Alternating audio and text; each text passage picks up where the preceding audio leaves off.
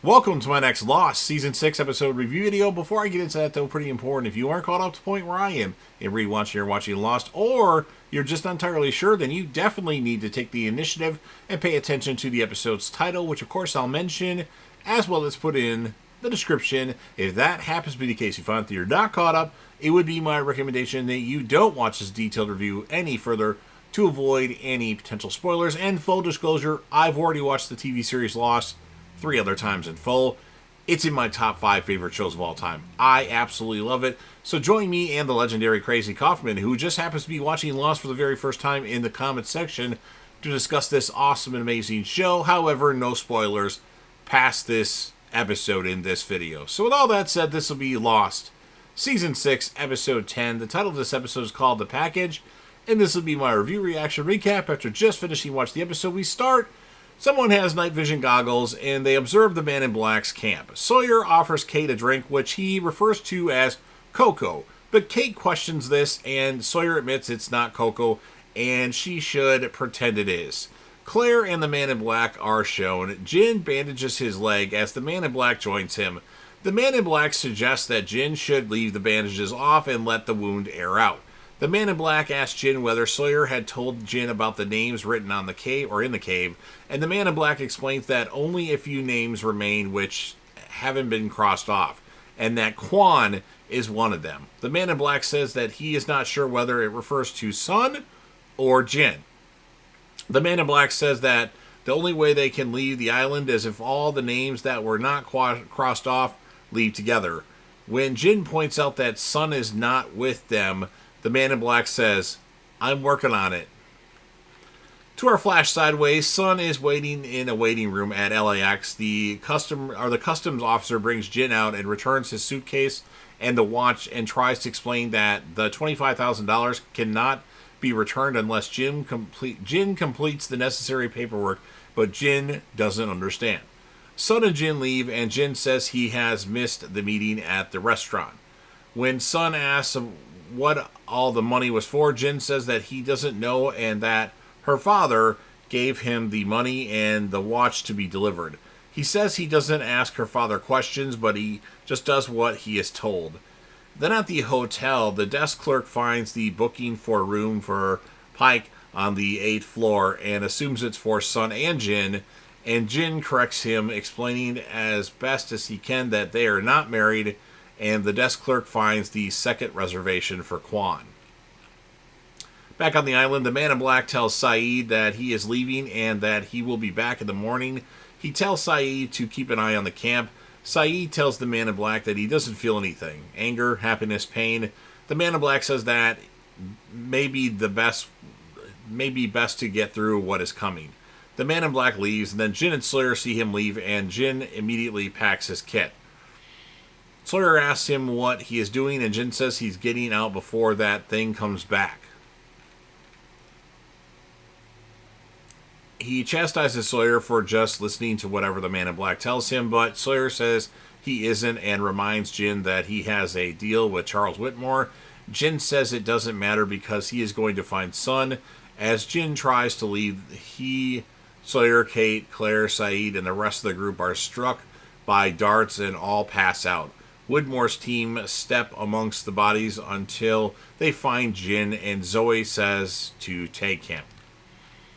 Miles and Frank are playing cards. Ilana is cleaning her rifle while Ben asks what are they waiting for. Ilana says that they are waiting for Richard to return, to which Ben replies that he would bet, given what Richard said about them all being in hell, that they will never see him again.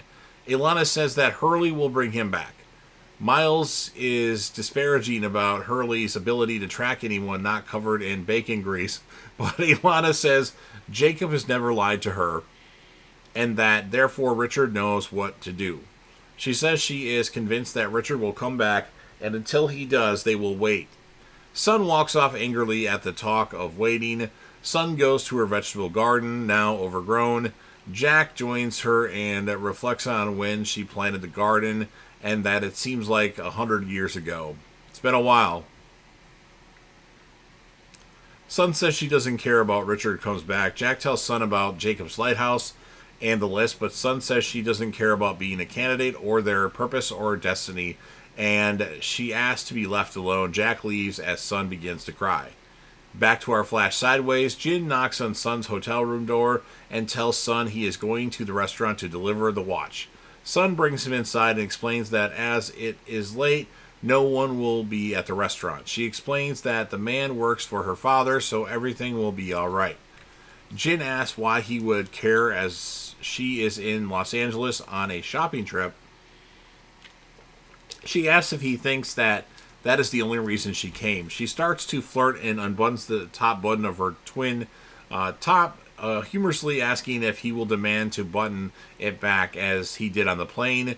But then he takes her top off when he says he likes the top unbuttoned, and they embrace and kiss passionately. Back on the island, Sun is weeding and cuts her finger on a leaf. The man in black startles her and she apprehensively backs away from him. The man in black says that he has found Jin and that he was keeping his promise to reunite them, though it took longer than he expected. He tells her that he is with his people at his camp across the island. He offers his outstretched hand, but Sun says she doesn't believe him, that he killed the people at the temple. And then the man in black says that those people were confused and lied to, and they could have come with him. He says, I would never make you do anything against your will. Please, I am asking you to come. Sun dashes away and is chased by the man in black. She runs into a tree branch and falls. Back to our flash sideways, Sun and Jin awake in bed. Sun says they should elope using money in the secret account she has. Jin professes his love for her, and as she is about to tell him something, there is a knock at the door. Jin hides in the bathroom, and as Sun checks herself in the mirror and gives a look at her face, at the door is Martin Kimi. He says that he is a friend of her father's and pushes his way in, saying he has something for her, or for them. Ben finds Sun knocked out. She revives, or she goes back to speaking in Korean and asks where he went and that he chased her. Ben asks that she speak in English, and when he asks who did this to her, she replies, Locke. The man in black returns to his camp and finds everyone unconscious. He leans over Saeed and finds a dart in his shoulder. He revives him and then asks what happened. Saeed responds that he doesn't know who attacked them. The man in black then becomes concerned about Jin's disappearance. Jin wakes up in a locked room with metal walls. There is an array of loudspeakers around the room. Jin throws a switch and then the room darkens, and on the screen are projected film with the titles including We Are the Cause of Your Own Suffering. Everything changes, accompanied by flashes of images and a soundtrack. Jin throws the switch again. Zoe is in the room and says that they are in room 23. That was the room that I believe his name was Carl, Alex's boyfriend, was in. And that the Dharma Initiative were doing experiments on messaging in this room. But that he knows all about the Dharma Initiative. As Jin goes to leave, Zoe brings him down with a stun gun. She apologizes, but she says that they had gone to a lot of trouble bringing him here. She shows him a grid map with which Dharma used to identify pockets of electromagnetism. She says that whoever signed the maps could help her out, and that the signature looks like Jin So Kwon. She asks whether it is him, but Jin says he will only speak with Charles Whitmore, and Zoe says that Whitmore would like to talk to him with Jin too. The man in black tells Saeed that he is taking the outrigger and asks whether Saeed is a good swimmer. He asks Saeed, he gives Saeed a gun and tells him to wrap it in plastic. Sawyer overhears this. The man in black asks Claire if there is something wrong, referring to the names on the wall. She asks if her name is on there too. The man in black says it is not, but that he still needs her and that there will be ample room on the plane for her too. She says that when they get home, Aaron will not know her, thinking Kate is his mother. She asks if Kate's name is on the wall. The Man in Black says it isn't anymore, but he needs her because she can help get the three people he needs to get off the island. He adds that once Kate has helped get those people, then whatever happens, happens. The Man in Black and Saeed start to leave. Sawyer asks the Man in Black what they're doing. The Man in Black says that they're taking a boat to the other island. The Man in Black implies that the smoke monster can't go over the water. When questioned by Sawyer about the method of travel, the Man in Black then explains that Whitmore took one of his people, so he's going to get that person back. Back to our flash sideways, Sun gives Kimi the watch and he admires it and asks where her bodyguard is, Mr. Kwan, because he is meant to give him some money. Sun says he doesn't speak English as Omar knocks at the door. Kimi lets him in and Omar explains that Kwan is not in his room. Kimi sees 2 glasses of champagne and tells Omar to look in the bathroom. Omar complies and finds Jin in the bathroom. Kimi says he is still expecting the $25,000. Sun says to Jin in Korean that she will pay the money. Kimi tells Omar to get Danny's friend, Mikhail, who we've seen many times on the show, who can speak 9 different languages. And Mikhail, I'm not sure exactly how it's said, he translates Sun's explanation about how the money was confiscated. She offers to get the money from the bank. Kimi agrees that Mikhail will take Sun to the bank while he takes Casanova to the restaurant. Jin asks that Kimi not tell Mr. Pike, her father, about the relationship with Sun. Kimi says their secret is safe with him. Bring me the money and we can all live happily ever after. Back on the island, Jack is looking at Sun's head wound. Ben is sensitive to look. Ilana gives him a glance and asks him why she won't believe him that Sun was already unconscious when he found her. And Ilana replies that it's merely because Ben is speaking. Jack tells Sun that she has a concussion, and although she understands English, she can only speak in Korean currently. Jack thinks that she has asphyxia, which affects the language center of the brain, but that the condition is usually temporary. Ilana smiles as Richard strides into camp with Hurley following. Richard tells them all to pack their bags because they are leaving. The Man in Black arrives with the outrigger on Hydra Island. An array of sonic pylons are lined up along the beach. Shots are fired near the Man in Black, and Whitmore's armed team jumps out of the bushes.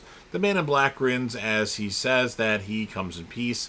Whitmore's team and the Man in Black walk down the beach, with the latter remaining on the opposite side of the sonar fence. Whitmore comes down to the fence and asks the Man in Black whether he knows who he is. When the Man in Black asks Whitmore whether he knows who he is, the Whitmore replies that he is obviously not John Locke, and everything else he knows is a combination of myths, ghost stories, and noises in the jungle at night. The Man in Black points out that the sonar fence pylons are proof that Whitmore knows more than that. Whitmore asks why he came. The Man in Black says that Whitmore took one of his people, Jin Kwan, and Whitmore denies knowledge of this. Seen, though, through Whitmore's lie, the Man in Black says, "A wise man once said war was coming to the island. I think it just got here." Jack asks where they are going. Richard asks Ben where Locke is, and Ben tells him that he said he is on Hydra Island. Richard checks with Frank that is where the plane landed. He says that they are going to stop this man by destroying the plane. Sun says in Korean that the plane is the only way they can get off the island. Richard asks why she is speaking in Korean, and Jack explains that she was injured when Locke, the Man in Black, chased her. Richard asks her about Locke, but Sun says that he is insane if he thinks he is going to destroy their only means of getting off the island. She adds that she came to get Jin, not save the world, as Ilana thinks she is important. Richard needs her, and he should understand that she is not going with them. That's what Hurley says to him. Back to our flashback. The bank officer says that Sun's account was closed. Sun is surprised by this, as she says no one knew of this account, but the bank officer says it was closed by her father. When she asks Mikhail why her father would close the account, and he says, "Why do you think?" Omar takes Jin into the freezer at the restaurant, bumping his head on the door and cutting him. Kimi washes Jin's cut and tells Omar to pick up the Arab. He continues speaking to Jin, although Jin doesn't understand him. As he tapes Jin to the chair, Kimi says, "I'm going to strap you in here just in case you figure out what's about to happen to you. I can't have you freaking out." He secures Jin's bindings and tells Jin how unhappy Mr. Pak was when he found out about Sun and Jin. As Kimi talks, Jin's reflection is seen in the refrigerator door. He tells Jin that the $25,000 was his fee to kill Jin for sleeping with his boss's daughter. Kimi also says to Jin that he's sorry, but some people are just not meant to be together. Not understanding, Jin thanks him as Kimi puts a strip of tape over Jin's mouth. Whitmore berates Zoe for making a move ahead of schedule. Zoe says that he should have put a mercenary in charge instead of a geophysicist, to which Whitmore replies, "What's done is done." Realizing that Jin is looking on, Whitmore asks Zoe to get the package from the submarine and take it to the infirmary. Zoe agrees. Whitmore apologizes to Jin and introduces himself. He gives Jin a camera that Whitmore found in Sun's luggage, found in the Azura plane. The camera contains shots of Ji-young, Jin and Sun's daughter. Whitmore says he has a daughter too, and knows what it's like for them to be kept apart. Whitmore explains that being reunited with Sun would be short-lived if that thing ever got off the island. He says everyone we know and love would simply cease to be. Whitmore says he came to prevent that from happening. Jin asks how he is going to do that, and Whitmore says it is time for Jin to see the package, and that package is not a what, but a who. Back to our flashback, back to our flash sideways, I should say. Jin hears the confrontation and fight between Saeed and Kimi and his men. After hearing gunshots, Jin kicks the door. Saeed opens it, and Jin asks for help in Korean, and Saeed says that he doesn't care why Jin is there, and starts to leave. Jin says, "Free, free," and Saeed puts a box cutter from the shelf in Jin's tied hands. He wishes him luck and leaves. Mikhail arrives at the restaurant with Sun. They discover the carnage, including Jin laying amongst the bodies. Mikhail asks Kimi who did this, and Kimi croaks that Mikhail should look behind him as Jin points a gun at Mikhail's head. He knows Jin didn't do that because if he had, Jin already would have shot him. Mikhail and Jin struggle, and Mikhail gets off at 2 shots before trying to attack Jin with a carving knife. Jin shoots him twice, and 1 shot hits him in the right eye. Sun is seated on the ground crying. She has blood on her hands and is holding her abdomen. As Jin picks her up, she cries that she is pregnant. Sun is staring. Okay, back to the island. Sun is staring out at sea. Jack brings her some things and suggests that she try to write English because asphyxia patient he once had could still write. Jack gives Sun a pen and paper. Jack says he went back to the garden, and while looking for a lock, he found one perfect tomato along, although all the vines appeared to be dead. He says no one told the stubborn tomato that it was supposed to die. Sun writes that she didn't go with the man in black to join Jin because she doesn't trust him. When Jack asks Sun whether she trusts him, she nods. Jack asks her to come with them and promises that he will help her find Jin, and they both get them both on the plane and offers his hand, and Sun takes it. Sawyer sits next to Kate at her fire. She asks him why he is not worried, but he admits he is, but also that he has a feeling that this is almost over. Thinking that Whitmore has captured the man in black, just then the man in black walks back into the camp alone. Perfect timing. Sawyer asks him where Jin is. The man in black explains that Whitmore said he didn't have Jin, but that he doesn't believe Whitmore. Sawyer asks the man in black whether he has lost Saeed too. Noting his absence, the Man in Black indicates that he has sent Sayid on an errand and brings up the locked room on Whitmore submarine, stating that he doesn't like secrets. Sayid surfaces near the submarine as Zoe and Seamus are pulling someone out of the hatch. They drop the body on the edge of the dock, and Zoe admits that she gave him too much of the drug.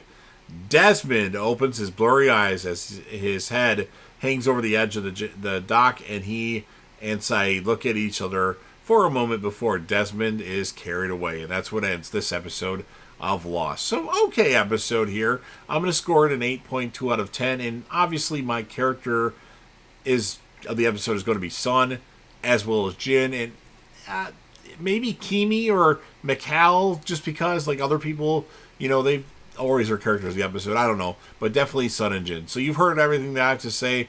Now it's your turn. If you're a fan of Lost and you want to help me out with the YouTube algorithm, please make sure that you Hulk smash the like button, share this video with a friend, put this video on any one of your social media platforms.